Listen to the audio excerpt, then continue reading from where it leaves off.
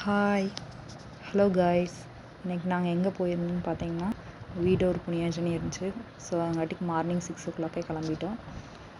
எனக்கு பிடிச்ச pink colour tops wear பண்ணியாச்சு. ஃபுப்பீம் ரெடி ஆகிட்டார். ஸோ நாங்கள் 2 பேரும் கிளம்பியாச்சு. அப்புறம் நாங்கள் போயிட்டு இருந்த வழியில் காஃபி குடிக்கலான்னு சொல்லி ஒரு வழியில் நின்று காஃபி குடிச்சிட்டு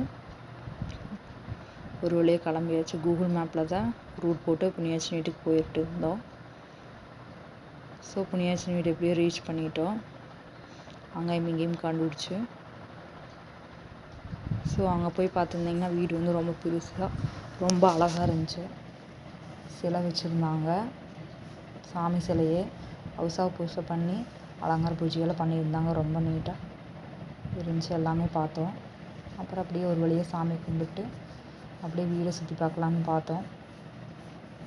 சமையல் ரூம் ஃபஸ்ட் பார்த்துருந்தா சமையல் ரூமில் சிம்னி எல்லாம் டோர்ஸ் எல்லாம் கொடுத்து நீட்டாக அழகாக பண்ணியிருந்தாங்க. அப்புறம் பக்கத்துலேயே ஒரு சின்ன ஒரு ஸ்டோர் ரூம் ஒன்று போட்டிருந்துச்சு. அப்புறம் அப்படியே மேலே இப்போ ஸ்டெப்பில் போய் மேலே மொட்டை மாடி போய் பார்த்தா மேலே 2 ரூம் கட்டியிருந்தாங்க. 2 ரூமே சூப்பராக அழகாக இருந்துச்சு. அக்கா பொண்ணு ஒரே சேட்டை பண்ணிகிட்டு இருந்தா.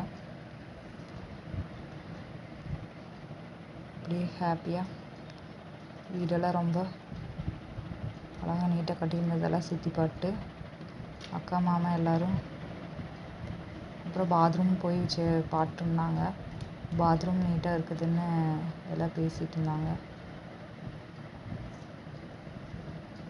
கண்ணாடி கிளாஸ் எல்லாம் வச்சுருந்து ரொம்ப நீட்டாக இருந்துச்சு. அழகாக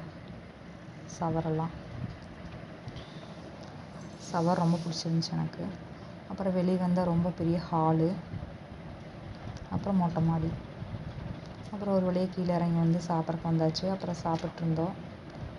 இட்லி தோசை பூரி எல்லாமே நீட்டாக அழகாக இருந்துச்சு. ஒரு வழியாக சாப்பிட்டு முடிச்சுட்டு அப்புறம் வெளியே வந்து வீட்டெல்லாம் சுற்றி பார்த்து அப்புறம் ஒரு வழியாக கிளம்பியாச்சு வீட்டுக்கு.